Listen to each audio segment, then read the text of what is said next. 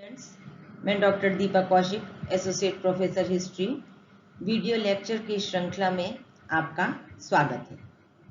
आज का हमारा जो टॉपिक है वो है हुमायूं। इससे पूर्व वाले वीडियो में हमने बाबर के विषय में पढ़ा था। बाबर का पुत्र हुमायूं बाबर की मृत्यु 1530 के पश्चात गद्दी पर बैठा। बाबर का सबसे बड़ा पुत्र हुमायूं था, जिसका मूल नाम नसरुद्दीन मोहम्मद हुमायूं था और उसका जन्म 6 मार्च 1508 को काबुल में हुआ। 26 दिसंबर 1530 को बाबर की मृत्यु के 4 दिन पश्चात 30 दिसंबर 1530 को 23 वर्ष की अवस्था में हुमायूं मुगल सिंहासन पर बैठा।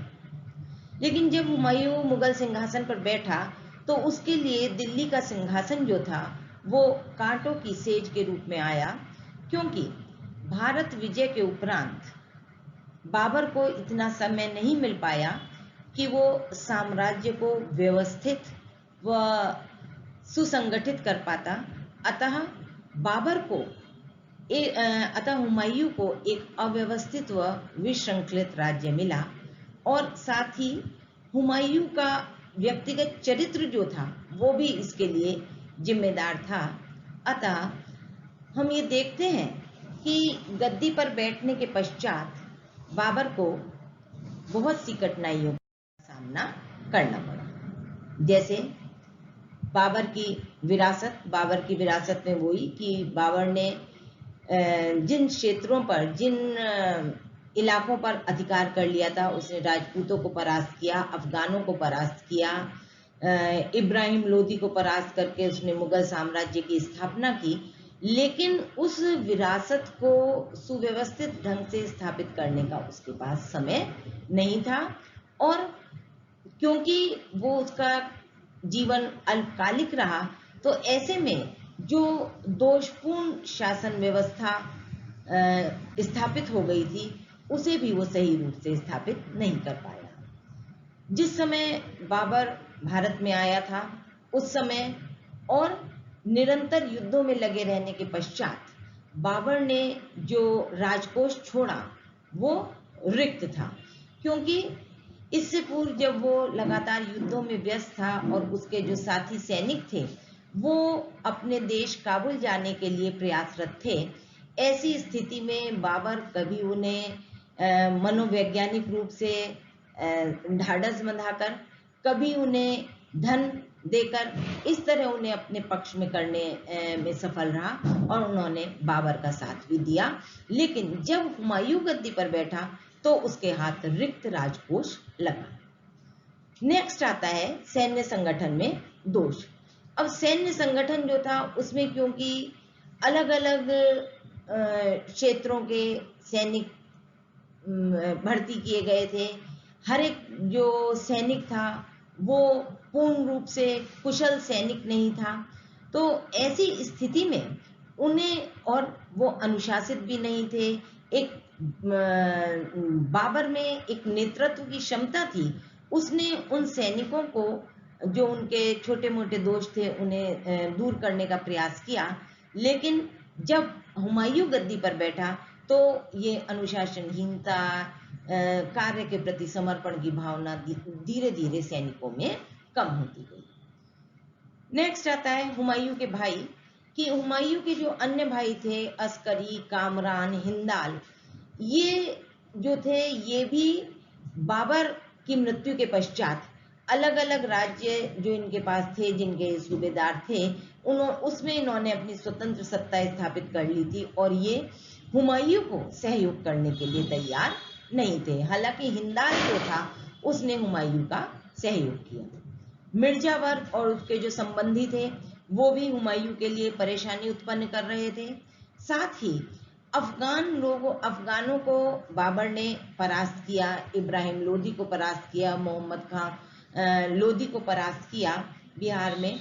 लेकिन इसके पश्चात भी अभी बहुत से अफगान ऐसे थे जो कि अपनी मुगलों को विदेशी मानते थे और उन्हें यहाँ से हटाने के पश्चात गद्दी पर अधिकार करना चाहते थे।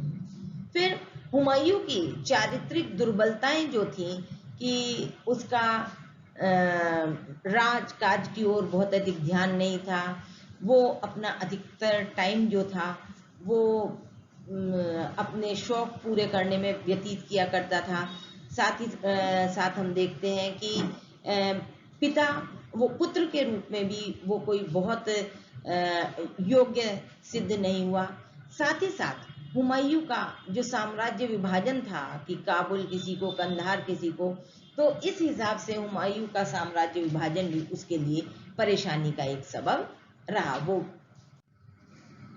अब राजगद्दी पर बैठने के पश्चात हुमायूं ने अपनी समस्याओं के निराकरण हेतु कई सैनिक अभियान किए, जिससे कि उसकी स्थिति सुदृढ़ हो सके। 1531 से लेकर 1536 ईस्वी तक हुमायूं ने कालिंजर, दोहरिया, चुनार और गुजरात के शासक बहादुर शाह से संघर्ष किया, लेकिन उसमें भी उसे बहुत महत्वपूर्ण सफलता प्राप्त नहीं हुई, क्योंकि हुमायूं एक कुशल सेना नायक नहीं था और ना ही वो अपनी सेना को एकजुट होकर कार्य करने के लिए प्रेरित कर पाता था। तत्पश्चात 1537 ईस्वी से लेकर 1540 के मध्य शेरशाह के साथ वो संघर्षरत रहा और देखते हैं हम कि शेरशाह के साथ उसने 1537 से 1540 ईस्वी तक युद्ध किए। जिस समय हुमायूं बहादुर शाह के साथ संघर्षरत था, शेर खां उस समय बिहार व बंगाल में अपनी स्थिति सुदृढ़ कर रहा था और हुमायूं ने इस बात पर ध्यान ही नहीं दिया कि अफगान सरदार शेर खां इतना प्रबल हो गया है। अब हम देखते हैं कि शेर खां के साथ जो उसके संघर्ष हुए, उनमें पहला संघर्ष 1538 ईस्वी में चुनारगढ़ की विजय कि अक्टूबर 1537 ईस्वी में हुमायूं ने चुनारगढ़ पहुंचकर किले का घेरा डाल लिया। घेरा लगभग 6 महीने तक चला। मार्च 1538 में मुगलों ने चालाकी और तोपखाने की सहायता से किले पर अधिकार कर लिया। विजय के पश्चात हुमायूं किले को रूमी खां को सौंपकर शेर खां का पीछा करने के उद्देश्य से बंगाल की ओर बढ़ा और गौड़ पहुंचकर 8 महीने का समय उसने यूं ही नष्ट कर दिया। जब हुमायूं गौड़ पहुंचकर उसने ये समय व्यस्त किया, वो रंगरेलियों में व्यस्त था, भोग विलास और जो दरबार में तरह तरह की ये शराब वगैरह का सेवन किया जाता था, इन चीज़ों में व्यस्त था। उस समय शेर खां ने अपनी स्थिति सुदृढ़ कर जनवरी 1539 ईस्वी को कोसी और गंगा नदी के मध्य क्षेत्र पर अधिकार कर लिया। जब शेर खां का इन क्षेत्रों पर अधिकार हो गया और इधर से ही उसे आगरा पहुंचना था, तो शेर खां के हुमायूं के लिए ये एक मुश्किल प्रश्न हो गया। लेकिन इससे भी महत्वपूर्ण युद्ध 16 जून 1539 ईस्वी में चौसा का युद्ध हुआ हुमायूं और शेर खां के बीच। आगरा वापस आने के लिए हुमायूं ने ग्रैंड ट्रंक रोड पकड़ी। चौसा नामक स्थान पर पहुंचकर उसे सूचना मिली कि शेर खां ने आगरा जाने वाली सड़क के मार्ग को अवरुद्ध कर दिया है, नाकेबंदी कर रखी है। अतः हुमायूं के सामने अब युद्ध के अलावा कोई विकल्प नहीं था। दोनों सेनाएं 3 महीने तक आमने सामने रहीं। इसी बीच बरसात प्रारंभ हो गई और शेर खां और हुमायूं ने आपस में संधि वार्ता भी करी, लेकिन उसका कोई परिणाम नहीं निकला। 26 जून 1539 ईस्वी को, यानी कि 26 जून 1539 को प्रातः जब अंधेरा दिन निकलने ही वाला था, उस समय मुगल सेना पर शेर खां ने आक्रमण कर दिया। ऐसे समय में मुगल सेना युद्ध के लिए तैयार नहीं थी, तो मुगल सेना में भगदड़ की स्थिति पैदा हो गई। हुमायूं ने बड़ी मुश्किल से एक भिश्ती की सहायता से गंगा पार करी और ये कहा जाता है कि जिस भिश्ती ने उसे गंगा पार कराई थी, उसे हुमायूं ने यह अवसर भी दिया कि वो एक दिन का राजा बनेगा। चौसा का यह युद्ध निर्णायक रहा। किस स्थिति में कि शेर खां ने इस विजय के पश्चात शेरशाह की पदवी धारण करके अपने नाम का खुतबा पढ़वाया।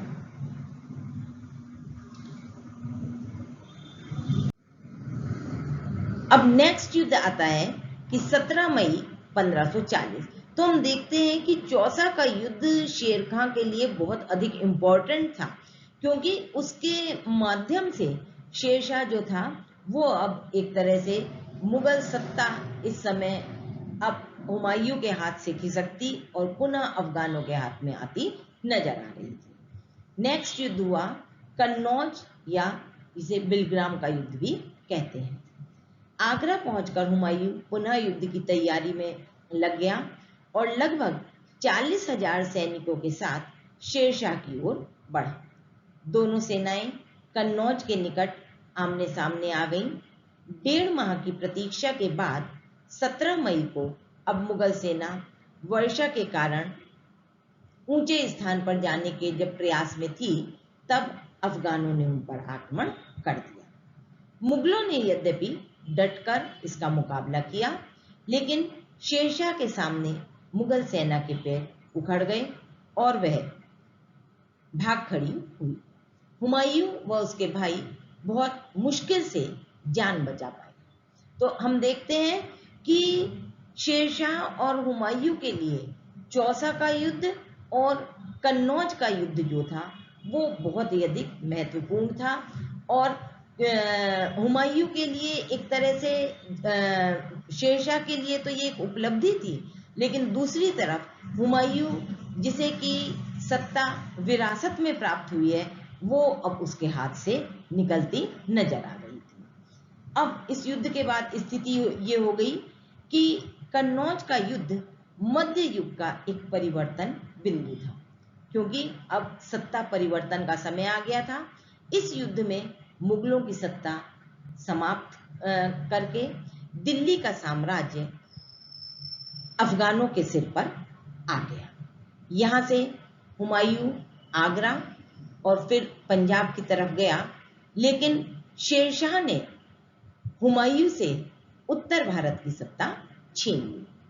तत्पश्चात हुमायूं ने कश्मीर, बदख्शां व जाने का प्रयत्न किया, लेकिन कामरान जो कि उसका भाई था, उसने उसके रास्ते में व्यवधान डाला। अंत में हुमायूं सिंध चला गया, जहां पर उसका भाई हिंदाल पहले से ही मौजूद था, और इस प्रकार इन आक्रमणों के फलस्वरूप हुमायूं को भारत छोड़कर जाने के लिए विवश होना पड़ा।